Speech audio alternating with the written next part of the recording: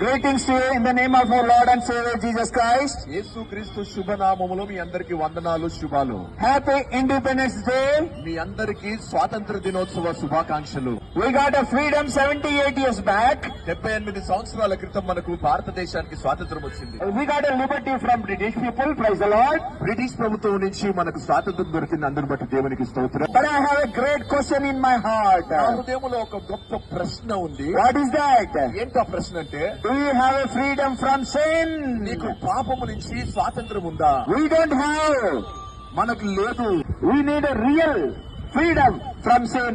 మనకు నిజమైన స్వాతంత్రం ఎప్పుడు వస్తుందంటే పాపము నుంచి మనం Which విమోచించబడాలి. nobody gives. అది ఎవరు ఇచ్చేది కాదు. Except Jesus Christ, nobody is there to give us that freedom.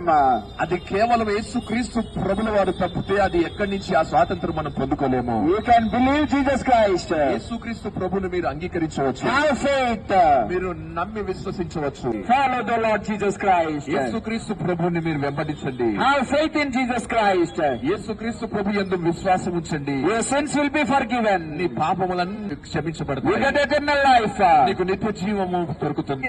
Jesus Christ is going to give that freedom. అటువంటి ఒక గొప్ప స్వాతంత్రాన్ని ప్రభు అయిన యేసు క్రీస్తు ద్వారా నువ్వు పొందుకుంటావు. I got that freedom.